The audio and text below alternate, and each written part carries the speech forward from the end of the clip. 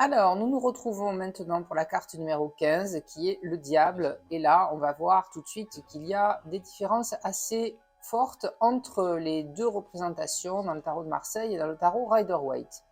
Autant à droite, pardon, à gauche, le tarot de Marseille vous montre un diable qui finalement n'est pas si effrayant que ça, qui est même assez amusant. Et oui, bon, moi je l'aime bien, en plus ce petit diable là qui fait coucou avec ses attributs d'homme et de femme, qui louche, qui tire la langue, bon, qui est facétieux, qui est malicieux. Autant la représentation du tarot Rider-Waite, dans le tarot Rider-Waite du diable, est beaucoup plus effrayante. Donc c'est vrai que il faut encore rappeler que le tarot Rider-Waite est quand même beaucoup plus répandu dans le monde au niveau de l'utilisation que le tarot de Marseille.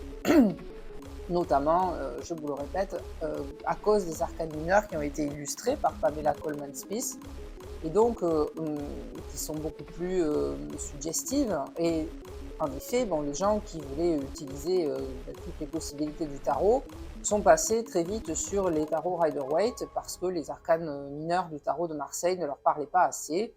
Et donc, évidemment, on a plus dans la tête, en général, les gens, la représentation du diable dans le tarot Rider-Waite. C'est pour ça que lorsqu'on parle du diable, ah ben tout de suite ça fait peur. C'est exactement la même chose qu'avait la carte de la mort d'ailleurs, qui n'a pas de nom dans le tarot de Marseille.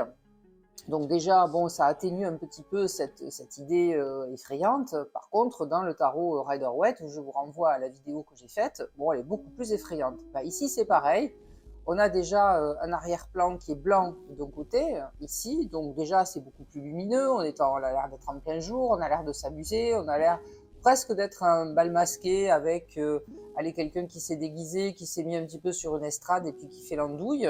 Et puis bon, les petits diablotins, là, alors on ne sait pas trop ce que c'est, ce sont des créatures moitié homme, moitié animal, hein, je vous les rapproche un petit peu, voilà, elles ont des oreilles pointues, elles ont une queue, elles ont des espèces de cornes de cerf qui pourraient être, bon, évidemment, collées sur leur coiffe, mais bon, en tout cas, on voit bien que ce ne sont pas des humains complètement.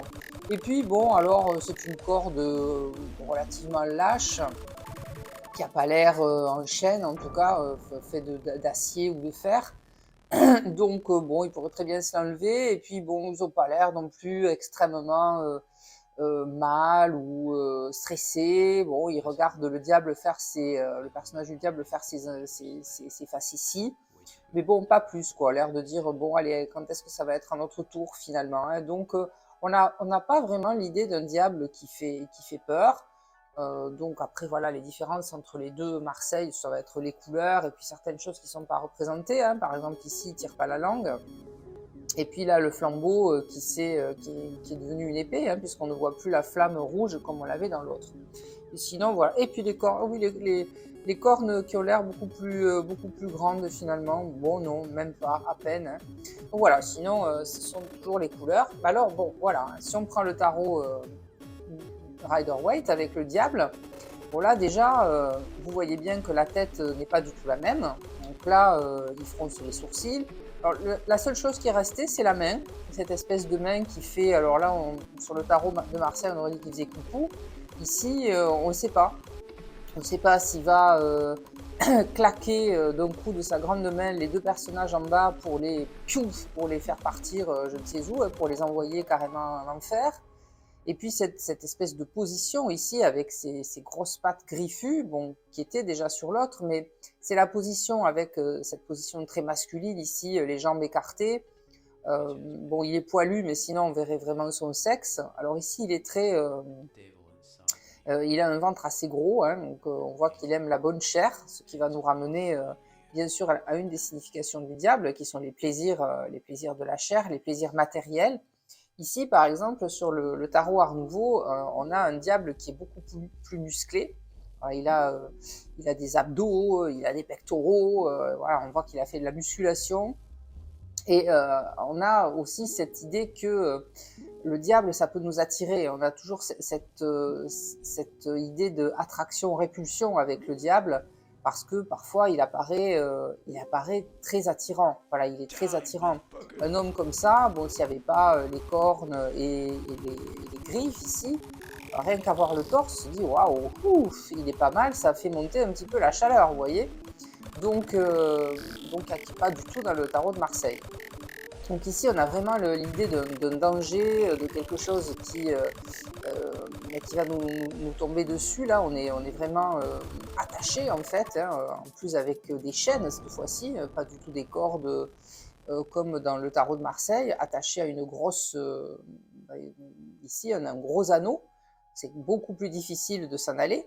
Et puis l'air des personnages voilà, et sur leur visage, ils ont l'air complètement résignés.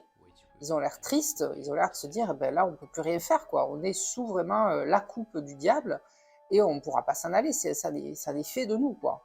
Donc, il rappelle d'ailleurs les deux personnages qu'on trouvait dans l'amoureux, hein, Adam et Ève, toujours dans la même position.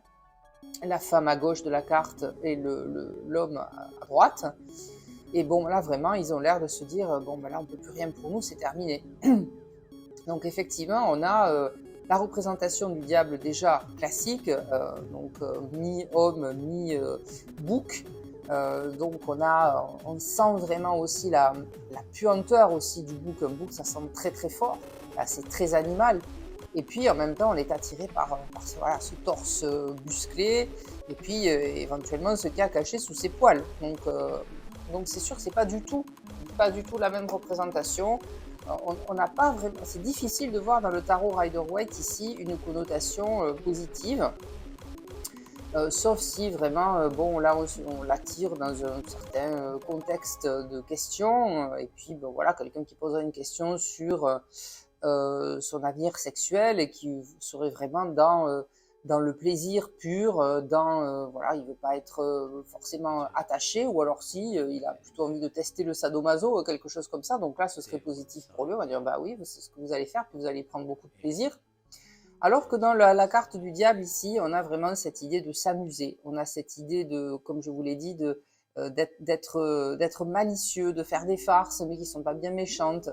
Et puis on a aussi cette idée d'être en pleine énergie. Voilà, je suis montée sur mon estrade, je fais des tours comme ça, je fais l'andouille, je me bouge dans tous les sens, je suis pleine énergie.